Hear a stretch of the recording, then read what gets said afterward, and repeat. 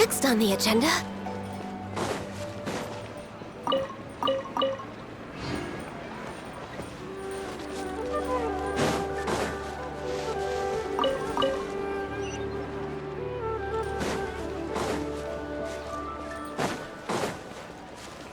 We're way behind schedule.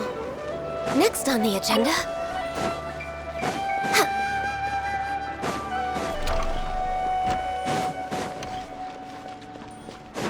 Next on the agenda...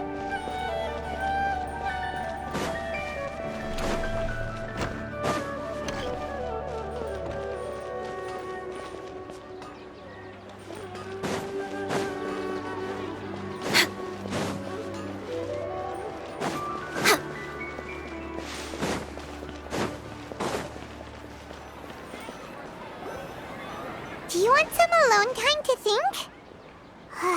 Alright then, Paimon won't disturb you.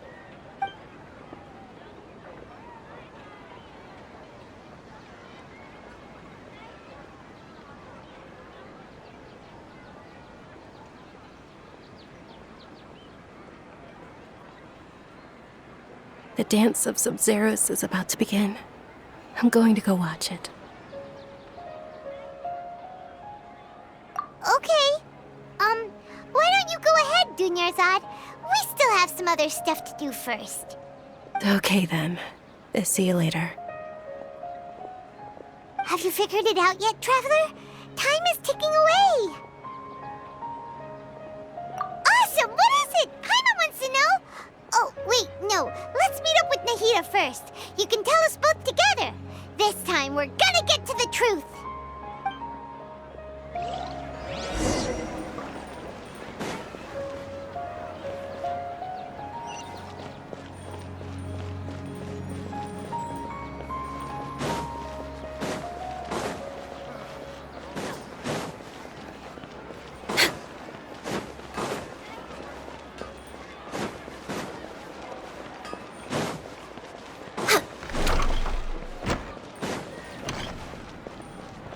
Next on the agenda...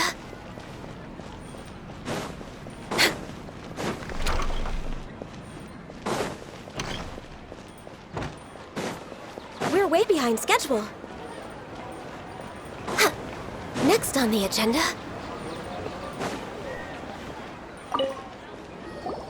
You're back!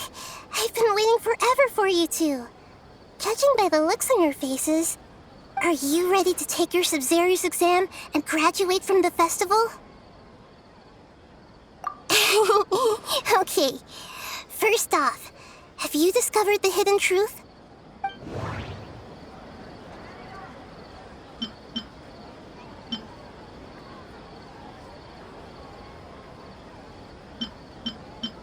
People in Sumeru don't dream. What a strange phenomenon. All the bizarre spaces I saw outside the city had one thing in common: a lack of human presence. Those spaces remind me of... dreams. Like the one I had in the Avidia Forest, except these have no sign of human presence. That doesn't sound right.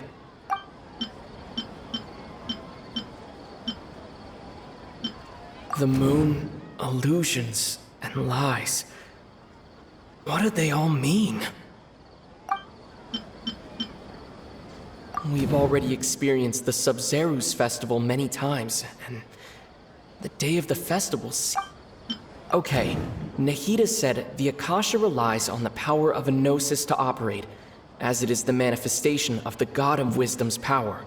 It compiles the wisdom of the entire populace, and it grants knowledge to the people.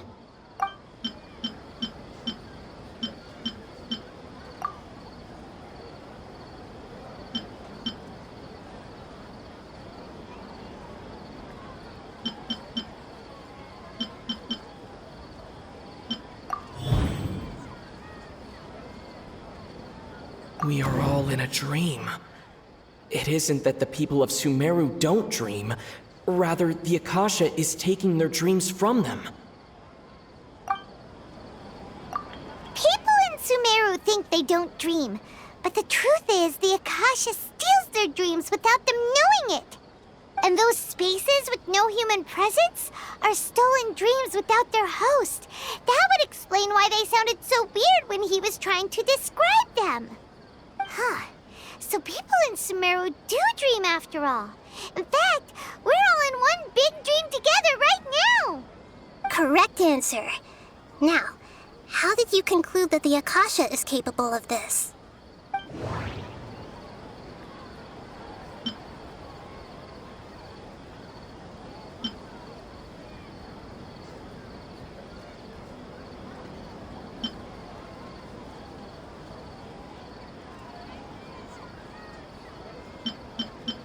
The Akasha relies on the power of a gnosis to operate. It is the manifestation of the God of Wisdom's power. It compiles the wisdom of the entire populace. That doesn't sound right. And it grants knowledge to the people.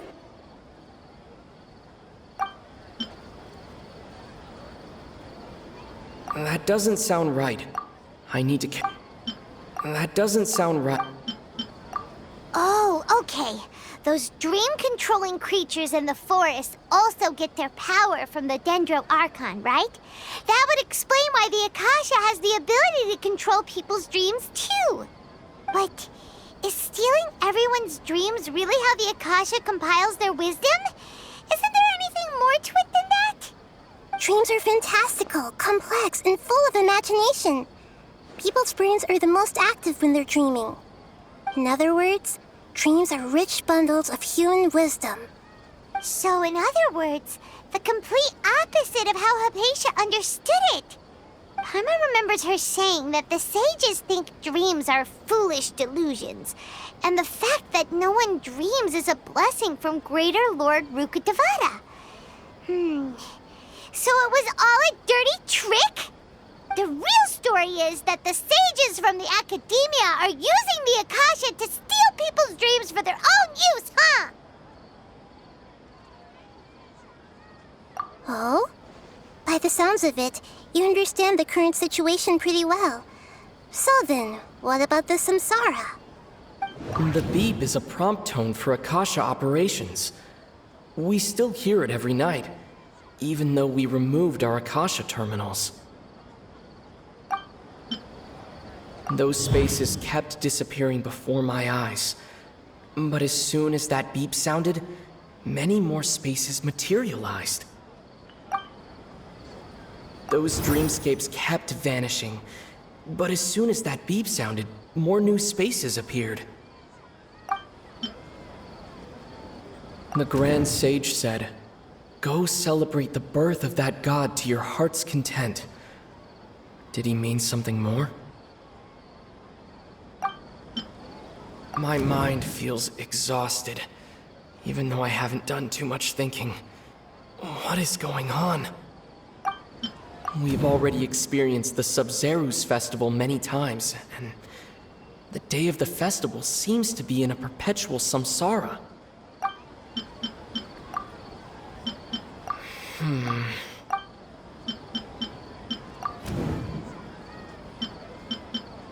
The Grand Sage said, "Go celebrate the birth of that god to your heart's content."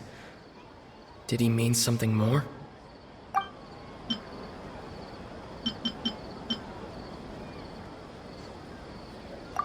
Correct. The Akasha is keeping each person's brain in a constant dream state, but also separating their consciousness from their own dream.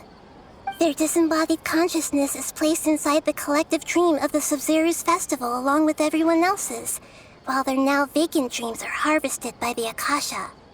No one is any the wiser as another day passes in the dream, and so begins another samsara cycle. People wake up to yet another dream about the Sabzeruz Festival.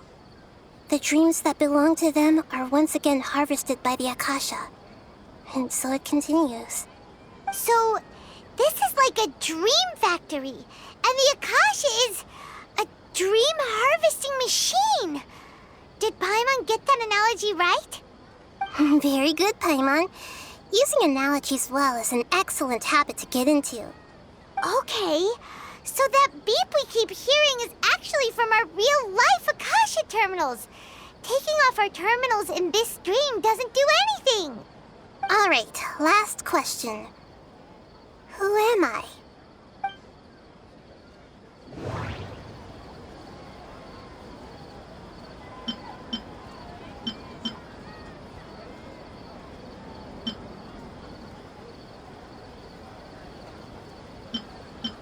Now that I think about it, wasn't illusions a hint that we're all dreaming? That doesn't sound right. Now that I think about it, wasn't illusions hinting at the sage's deception of Sumeru's people? They say that alchemical divination is the Dendro Archon's divine revelation.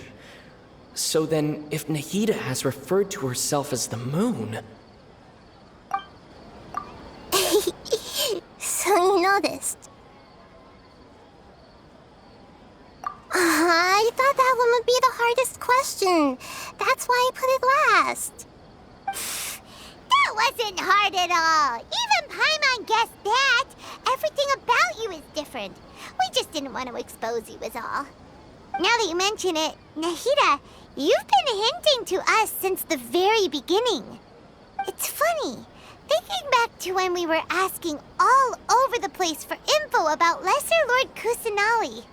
Paimon didn't expect to meet you like this.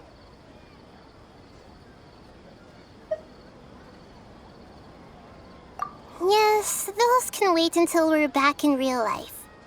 On the other hand, I'd be happy to answer any more questions you have about here and now.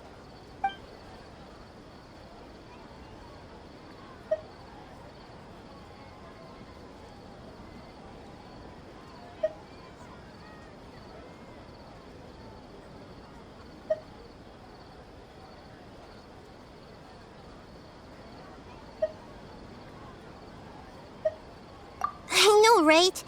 Why did they have to base this stream on my birthday? Could it really just be a coincidence? Even you don't know the reason? Wow, now that's strange. The Academia sages are determined to harvest lots of dreams in a short time, no matter the cost. They have to be up to no good. Unfortunately, I don't know anything about it. Traveler, do you have any information?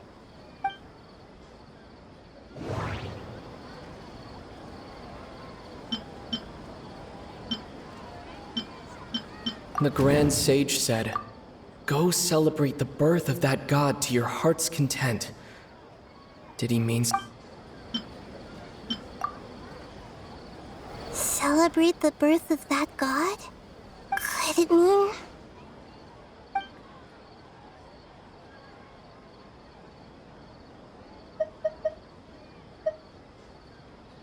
I know, right? Why did they have to base this stream on my birthday? Could it really just be a coincidence? Even you don't know the reason? The Academia sages, Traveler, do you have any...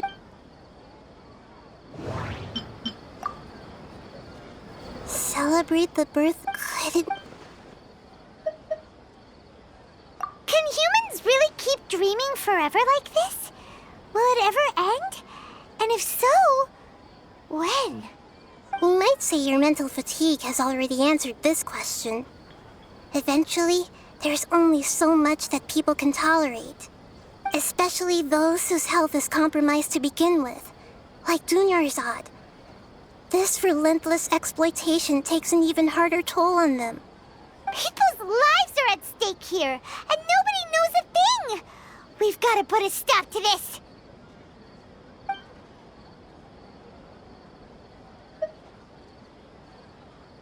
Firstly, the stream we're in is completely based on reality. People have already experienced this Sabzeruz Festival, so it would be very difficult for them to find anything that strikes them as surreal. Secondly, you're probably wondering why people don't have any memories from earlier samsara, right? That's because people don't remember their dreams most of the time anyway. And in any case, their actual dreams are being taken away from them by the Akasha. So whenever they wake up in this dream of the Sabzeruz Festival, they don't remember anything from their previous identical dream. That reminds Paimon. Traveler had a dream when we were in the Avidia Forest, but couldn't see what it was about after waking up. Is that an example of what you mean? Yes. Only after receiving the blessing of Dendril can a person gain the Dendril element's dream-enhancing power. That explains the feelings of deja vu. Meanwhile, everyone else has no idea that they are in the Sabzeruz Festival Samsara, while their dreams are stolen from them over and over again. You asked me this question before. My answer was, it would literally blow your minds. Now that you know this is all a dream, this answer should hopefully make more sense. Have you heard the saying, don't wake a sleepwalker? Likewise, if someone suddenly had told you all this instead of you learning it on your own, your notion of reality and dream would be thrown into irreversible confusion. I couldn't expose you to that kind of risk. That's why I could only give you very subtle hints and some suggestions. Long story short, I'm really sorry I had to keep you guessing. Deceiving the people of Sumeru with no regard for their safety. No matter what they're trying to do, this is unforgivable. After we end the Sabzeruz Festival Samsara, we have to look into them. How can the sages of the Academia do this behind their Archon's back? This is ridiculous! In the end, I'm just the moon. The real sun is long gone. A sun and a moon? Nahida's talking in riddles again. Oh, we're out of time today. I'll tell you how to break free of the samsara tomorrow. See you then.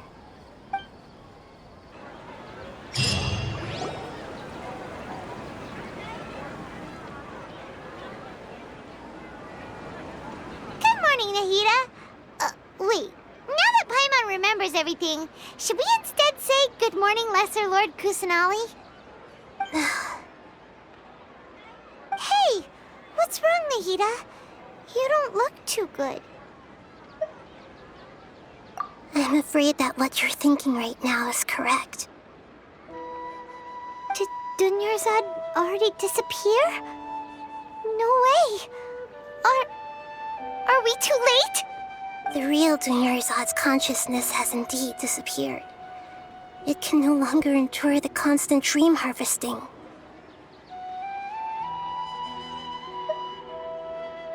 Paimon can't believe it. Wait, so what about that other Dunyarzad? Just what is she? Is she also going to disappear? She's actually something like a puppet, but not completely.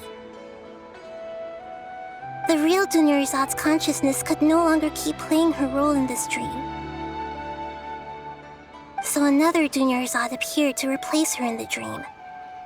Just like the grass and the trees, that Dunyarzad is just a building block of the dream that helps to keep it going. But personality-wise, she's nothing like the real Dunyarzad. Puppets are stiff and can't copy a living person's vitality. After all, they're just there as filler. You know, speaking of which, the old Dunyarzad might not have been too different from a puppet. Dunyarzad truly believed that she met you within her consciousness, and it was you who inspired her. So you do remember her after all. Yes. Back then, her family was overly protective of her. No one cared about her personality or thoughts. It was as if she only lived to stall her Elazar. I just gave her a little wisdom so she could look at life in a new way. So that she could be her own person. But even so, she's still... far from it. I'm still a long way off from being a real Archon. I couldn't even save her. If I were a competent Archon, I wouldn't have let my most faithful follower die at the Sabzeruz Festival with so many regrets. Please don't beat yourself up over it, Nahida. It's the sage's fault, and theirs alone. I'm not beating myself up. All I did was to rationally observe the distance between myself and a real Archon. Don't be like that, Nahida. Even real Archons are still allowed to be sad.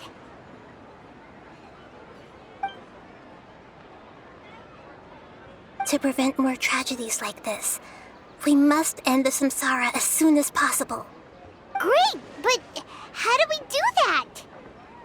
Although the Sabzeruz Festival dream is under the Akasha's control, only humans can dream. Even the Akasha is unable to create them. That means this dream belongs to a host who created it.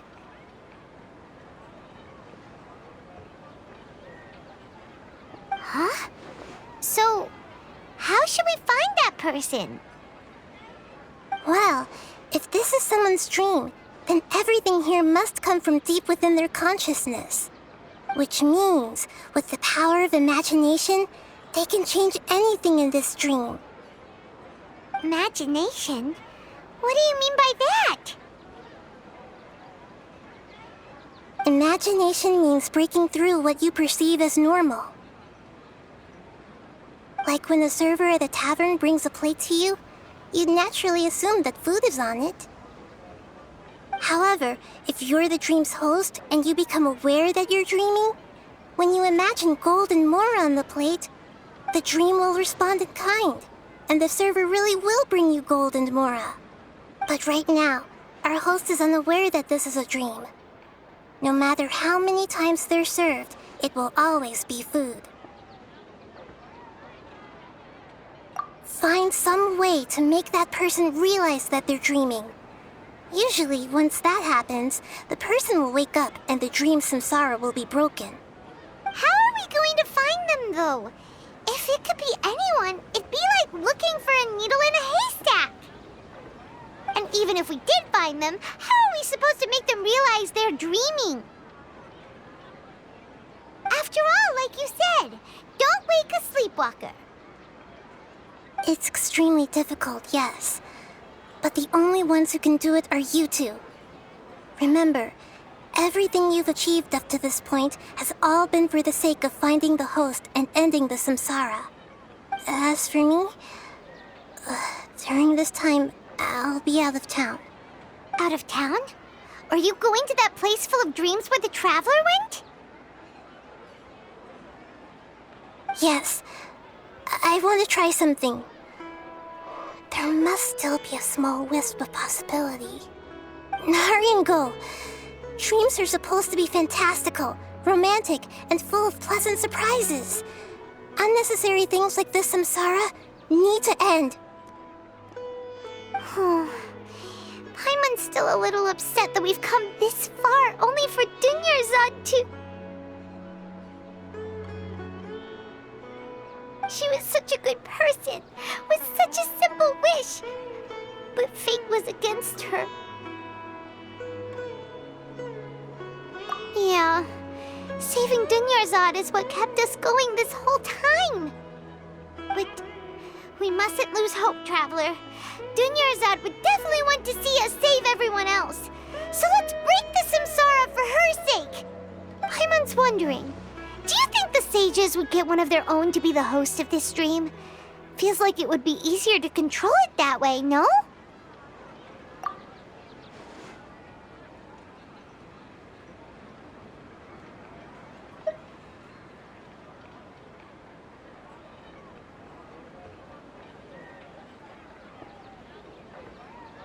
Huh. That's true. Plus, the sages probably weren't counting on there being other factors beyond their control, like Nahida and us. So, who do you think the host of the dream is?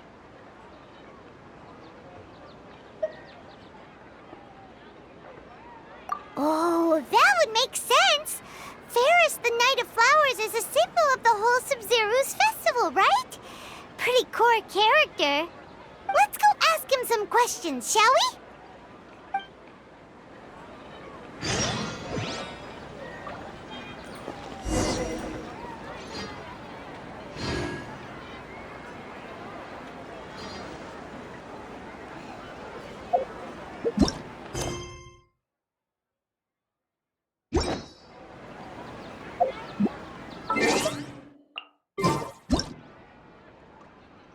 It's so nice to de-stress.